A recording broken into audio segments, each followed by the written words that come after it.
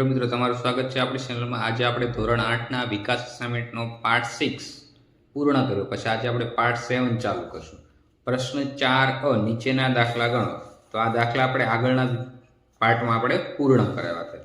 આજે આપણે પ્રકરણ 11 થી ચાલુ કરશું। નીચેના દરેક કોષ્ટકનું અવલોકન કરી આપેલા પ્રમાણ સમપ્રમાણ છે કે કેમ તે શોધો। તો આપણે પહેલો દાખલો ચાલુ કરીએ। તો અહીં શું આપ્યું છે? x અને y, એમાં x ની વેલ્યુ આપી છે, નીચે y ની આપી। તો આપણે આને x1 x2 x3 x4 x5 નીચે y1 y2 y3 y4 અને y5 કહી દીધું। હવે સમપ્રમાણનું સૂત્ર શું છે? x1 ના છેદમાં y1। તો આ x1 કેટલું છે? 21, y1 કેટલું છે? 28। તો અહીં આપણે શું લખ્યું? 7 તેરી 21, 7 ચોકું 28, 7 7 કટ થઈ ગયા। તો આન્સર શું આવ્યો? 3/4। તો આ પેલું x1 y1 નું 3/4 આન્સર આવ્યો। હવે આ રીતે x2 y2, જો બધાનો આન્સર 3/4 આવે તો આ શું છે? સમપ્રમાણ છે। બધાનો આન્સર સરખો આવે તો સમપ્રમાણ, નકર સમપ્રમાણમાં છે નહીં। હવે x2 y2 માં 34 x2, y2 કેટલું છે? 32। હવે 8 તેરી 24, 8 ચોકું કેટલા થઈ જશે? 32। તો 8 8 કઈ થઈ? કટ થઈ ગયા, વધ્યું શું? 3/4 વધ્યું। તો આ બંનેના આન્સર સેમ આવ્યા। હવે x3 y3, x3 કેટલો છે? 30 છે, y3 કેટલો છે? 40। તો 10 તેરી 30 અને 10 ચોકું 40। તો 10 10 કટ થઈ ગયા, આન્સર શું થયો? 3/4। તો બધાના આન્સર શું થઈ ગયા? સેમ થઈ ગયા। તો આ સમપ્રમાણમાં છે। હજી આપણે x4 y4 ચેક કરી લઈએ। x4 ના છેદમાં y4, x4 કેટલો છે? 36 છે, y4 કેટલો છે? 48। 36 ની જગ્યાએ 12 દુ 12 તેરી 36 અને 12 ચોકું 48, 12 કટ થઈ ગયા, આન્સર શું થયો? 3/4। જે આપણે x5 ના છેદમાં y5 ચેક કરી લઈએ। તો x5 કેટલો છે? 45, y5 કેટલો છે? 60। તો 15 તેરી 45, 15 ચોકું 60, 15 કટ થઈ ગયા, આન્સર શું આવ્યો? 3/4। તો આપણે શું લખશું? સમપ્રમાણ છે, સમપ્રમાણ છે। ત્યાર પછી બીજો દાખલો। બીજા દાખલામાં પણ તમારે આવું જ કરવાનું છે। x ના છેદમાં y, પહેલું શું આપ્યું? 12 ના છેદમાં 18, 16 ના છેદમાં 24। તો આ ઉપરના ને x1 x2 x3 x4 અને y4, નીચે y1 y2 y3 y4 અને y5। આમાં પણ આપણે આવું જ કરશું। x1 ના છેદમાં y1, તો x1 કેટલું છે આપણું? 12, y1 કેટલું છે? 18, 4 તેરી 12 અને 3 6 18। તો 3 3 કટ થઈ ગયા, વધ્યું શું? 4 ના છેદમાં 6, તો 2 દુ 4 અને 2 તેરી 6। તો આન્સર શું થયો? 2/3। હવે આ રીતે આપણે x2 y2 ચેક કરીએ। x2 છેદમાં y2, તો 16 છેદમાં 24। તો અહીંયા શું થઈ જશે? 8 દુ 16 અને 8 તેરી 24, 8 8 કટ થઈ ગયા। તો આન્સર શું થઈ ગયો? 2/3। તો આ સમપ્રમાણમાં લાગે છે, કેમ કે બંનેના આન્સર કેવા આવ્યા? સેમ સેમ આવ્યા। ત્યાર પછી આપણે શું કરશું? x3 y3, x3 કેટલો આપ્યો? 20 છેદમાં 30, 0 0 કટ થઈ ગયા, આન્સર શું થયો? 2/3। તો આ રીતે સમપ્રમાણ છે। પછી x4 y4, x4 કેટલો છે? 24, y4 કેટલો છે? 36, 12 દુ 24 અને 12 તેરી 36, 12 કટ થઈ ગયા। તો 2/3।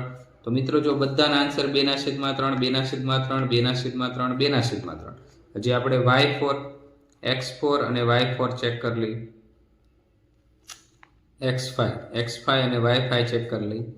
32 છેદમાં 48, તો 32 ની જગ્યાએ 16 દુ 32 અને 16 તેરી 48, 16 16 કટ થઈ ગયા। તો આન્સર શું થયો? 2/3। તો બધાના આન્સર સરખા આવે છે, તો શું લખશું? હા, સમપ્રમાણમાં છે।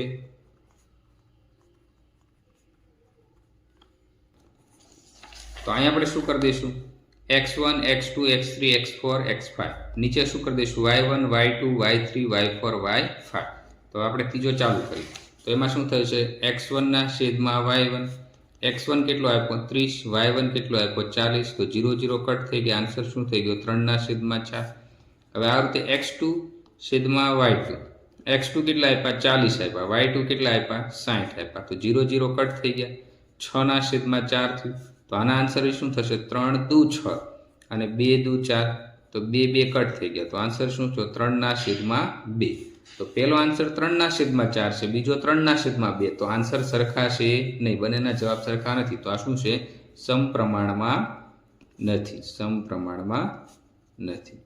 તો આ દાખલા પછી ત્રીજો દાખલો છે x અને y, તો આને આપણે શું કહી દઈશું x1 x2 x3 x4 અને y4, નીચે y1 y2 y3 y4 અને y5. હવે સમપ્રમાણનું સૂત્ર આપણે વાપરી x1 ના છેદમાં y1, તો પહેલું x1 કેટલા છે 6, y1 કેટલા છે 15, તો 3 દુ 6 અને 3 પંચા 15, 3 3 કટ થઈ ગયા, તો આન્સર શું થઈ ગયો 2 ના છેદમાં 5. હવે આ રીતે આપણે x2 અને y2 ને સરખાય, x2 ના છેદમાં y2, અહીંયા 7 આપ્યા, અહીંયા 21 આપ્યા, તો 7 એકા 7, 7 તેરી 21, 7 7 કટ થઈ ગયા, આન્સર શું થઈ ગયો 1 ના છેદમાં 3.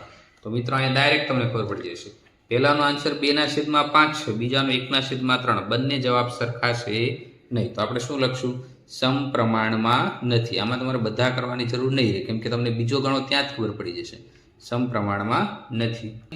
બીજો દાખલો, નીચેના દાખલા ગણો, એમાં પહેલો દાખલો આપણે ચાલુ કરીએ.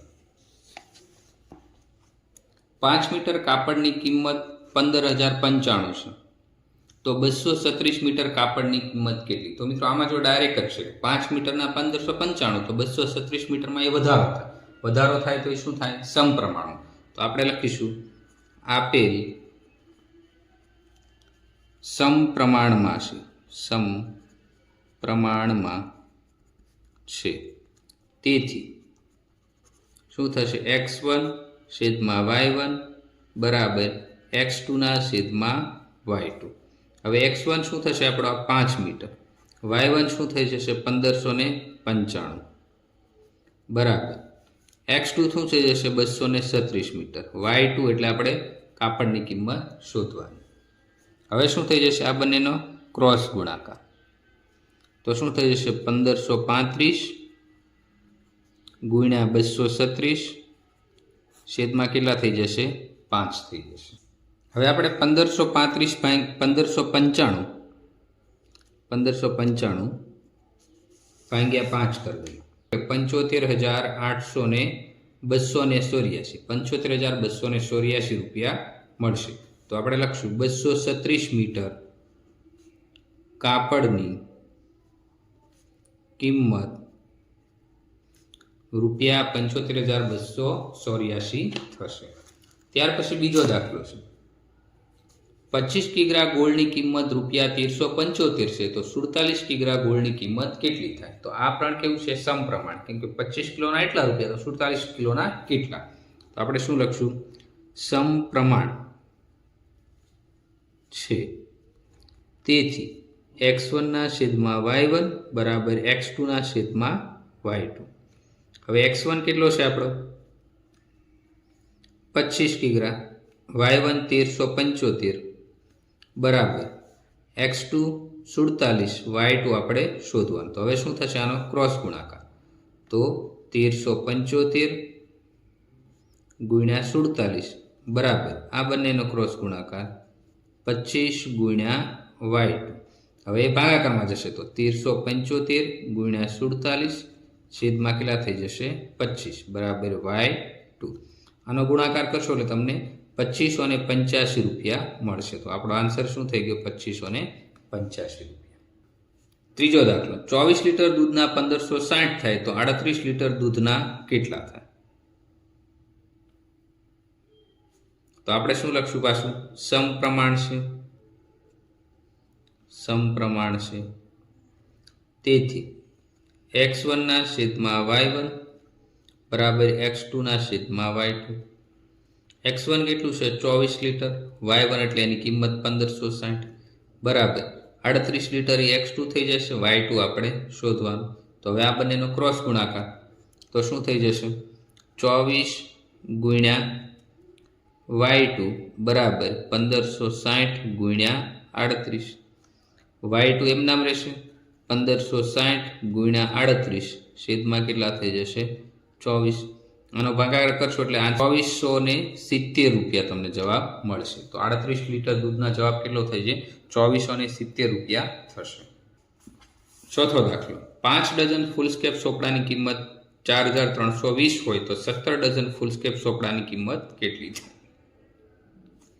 તો આપણે લખી શકશું સમપ્રમાણમાં છે, કેમ કે અહીં 5 ડઝનની 4320 થાય તો 17 ડઝનમાં વધારો જ થવાનો, તો વધારો થાય તો એ શું હોય સમપ્રમાણમાં। તો આપણે લખશું x1 છેદમાં y1 બરાબર x2 છેદમાં y2। x1 કેટલો છે 5, y1 કિંમત કેટલી છે 4320 બરાબર x2 17 છે, y2 આપણે શોધવાનું।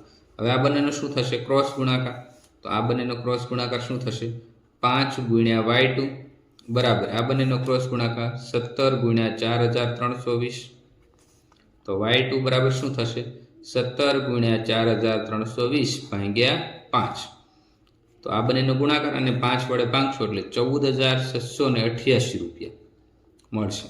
તો 17 ડઝન ફૂલ સ્કેપ ચોપડાની કિંમત કેટલી થઈ 17 ડઝન ફૂલ સ્કેપ ની કિંમત 14688 રૂપિયા થશે। ત્યાર પછી મિત્રો પ્રશ્ન 4 બ નીચેના વિધાનો ખરા છે કે ખોટા તે જણાવો। પેલું છે 700 ના 20% 120 થાય, તો આપણે આ ગુણાકાર કરીએ 700 ના 20%, તો 700 ગુણ્યા 20 છેદમાં કેટલા થઈ જશે 100, 0 0 કટ થઈ ગયા, તો 6 દુ 12 અને આ 0 તો 120, તો આ વિધાન કેવું થશે ટ્રુ થશે, સાચું થશે। બીજું 50 મિલીલીટર અને 30 કિલોમીટરનો ગુણોત્તર 5:3 થાય। હવે 50 મિલીલીટર છેદમાં 30 કિલોમીટર આપ્યા, તો કિલોમીટર એટલે શું થાય મીટરમાં ફેરવા 1000 વડે ગુણવા પડે, તો 0 0 કટ થઈ ગયા, તો ગુણોત્તર શું થાય 3 ઉપર 5 રહેશે, નીચે કેટલા થઈ જશે 3000 થશે। તો આ વિધાન કેવું છે ખોટું, 5:3 થશે નહીં। ત્યાર પછી ત્રીજું છે 500 ના 8% લેખે 2 વર્ષનું સાદું વ્યાજ 180 થાય, તો સાદું વ્યાજનું સૂત્ર લખશું I બરાબર PRN છેદમાં 100। હવે P કેટલું આપ્યું 500, વ્યાજનો દર 2, વ્યાજનો દર 8% આપ્યો છે તમને, અને 2 વર્ષ આપ્યું, છેદમાં કેટલા થઈ જશું આપણે 100, 0 0 કટ થઈ ગયા, તો 5 8 40, 40 દુ 80, તો કેટલું વ્યાજ થાય 80 થાય, 180 થશે નહીં, તો એ વિધાન કેવું થશે ખોટું થશે। ત્યાર પછી ચોથું 800 નું 5% લેખે 2 વર્ષના સાદા વ્યાજે વ્યાજ મુદલ 880 થાય, તો પાછું સૂત્ર લખશું I બરાબર PRN છેદમાં 100। હવે વ્યાજ મુદલ આપણે કેટલું આપ્યું છે 880, તો 800 નું 5% લેખે, તો 800 એમના, વ્યાજનો દર R 5%, N બરાબર 2 વર્ષ છેદમાં 100। હવે આ 2 0 0 કટ થઈ ગયા, તો વધ્યું શું 8 5 40, 40 દુ 80, તો 80 આપણે શું મળ્યું વ્યાજ લીધું। હવે આપણને વ્યાજ મુદલ કીધું, તો વ્યાજ મુદલ બરાબર શું થાય મુદલ પ્લસ વ્યાજ, મુદલ પ્લસ વ્યાજ, મુદલ કેટલું છે આપણું 800 રૂપિયા વત્તા વ્યાજ 80, તો કેટલું થશે વ્યાજ મુદલ 880 થશે, તો આમાં આપણને 880 આપ્યું, તો આ વિધાન સાચું થશે। ત્યાર પછી પાંચમો દાખલો 700 ના 12% સન્નું થાય, તો 700 ગુણ્યા 12 છેદમાં સન્નું, આ 0 છેદમાં 100, તો 0 0 કટ થઈ ગયા, 12 સત્તા કેટલા થયું 84 થાય, આપણે સન્નું આપ્યું છે, તો આ વિધાન કેવું થશે ખોટું થશે। ત્યાર પછી છઠ્ઠું કોઈ પણ રકમનું સરખા વ્યાજના દરે પહેલા વર્ષનું સાદું વ્યાજ અને ચક્રવૃદ્ધિ વ્યાજ સરખું થાય, એક વર્ષ માટે કીધું હોય તો શું થાય સરખું, તો આ વિધાન સાચું થશે। ત્યાર પછી સાતમો દાખલો રૂપિયા 1600 ની સાડી 10% વળતરથી ખરીદતા સાડી 1590 આપવાના થાય, તો આપણે શું કરવાનું 7માં વળતર ગોતવાનું, તો 1600 ના 10% છેદમાં 100, 0 0 કટ થઈ ગયા બંને, તો 16 દાને 160, તો વળતર તમને કેટલું મળે છે 160 રૂપિયા।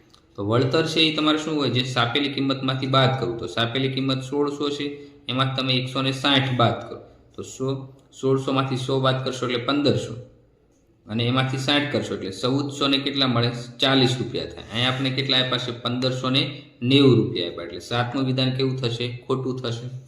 ત્યાર પછી આઠમું આપ્યું છે 10% લેખે વળતર કાપ્યા પછી એક વસ્તુમાં 720 આપવાના થાય, તો વસ્તુની સાપેલી કિંમત 800 હોય, તો 800 ઉપર કેટલું વળતર આપે છે આપણને 10%, તો આપણે આઠમો દાખલો ગણીએ 800 ઉપર 10% વળતર, તો 0 0 કટ થઈ ગયા, તો 8 દાન કેટલું થઈ ગયું 80, વળતર 80 રૂપિયા મળે। તો 800 માંથી શું બાદ કરવું પડે, બાદ કરવું પડે, તો 800 માંથી 80 બાદ કરો તો કેટલા મળે 720 રૂપિયા। તો 720 રૂપિયામાં સાડી મળશે, તો આપણે એ જ લખ્યું કે 720 રૂપિયા આપવાના થાય। તો આ વિધાન કેવું થશે, ટ્રુ થશે। પછી પ્રકરણ 12 એમાં શું કીધું છે, 5x + 2x = 10x વર્ગ। તો 5x ને 2x નો સરવાળો કેટલો થાય 7x, અહીંયા 10x વર્ગ આપ્યો એટલે એ ખોટું થશે। પછી શું આપ્યું, x કૌંસમાં 3x + 2 = 3x વર્ગ વત્તા 2 થશે એવું કીધું। તો આ ગુણા કરવાનું, તો x × 3x, તો 3x નો શું થઈ જાય વર્ગ, ત્યાં બરાબર છે, અને x × 2 એટલે અહીં શું આવવું જોઈએ 2x, અહીંયા જે x આવવો જોઈએ, x આપેલો નથી એટલે શું થયું, ખોટું થઈ ગયું। ત્યાર પછી x વર્ગ - 4, તો એમાં x + 2 અને x - 2, તો આપણી પાસે સૂત્ર છે a વર્ગ - b વર્ગ બરાબર શું થાય a + b અને a માઇનસ ત્રીજી ખાલી જગ્યા, તો આમાં શું છે x વર્ગ - 4 છે, તો આનું વર્ગમૂળ કાઢો તો શું થાય x - 2, x નો વર્ગ અને 2 નો વર્ગ, તો શું થશે x + 2 અને x - 2। તો આ વિધાન કેવું થશે, ટ્રુ થશે। ત્યાર પછી ચોથા દાખલામાં શું કીધું છે, ગુણાકાર કરવાનો છે આપણે, ચોથી ખાલી જગ્યા x + 4 અને x + 3, તો આનો ગુણાકાર કરો તો x પહેલા લખી નાખો, એની સાથે આખું પદ x + 3 વત્તા અહીં કેટલા છે 4, એની સાથે આખું પદ x + 3। હવે ગુણાકાર x × x એટલે x નો વર્ગ વત્તા x × 3 એટલે 3x વત્તા 4 × x એટલે 4x વત્તા 4 તેરી 12 થઈ જશે। તો હવે શું થઈ જશે, x વર્ગ એમના, હવે 3x અને 4x નો સરવાળો કેટલો થઈ જશે 7x + 12। તો આન્સર શું આવ્યો, x વર્ગ વત્તા 7x વત્તા 12। તો ચોથામાં એ જવાબ આપ્યો એટલે આ સાચું થઈ જશે।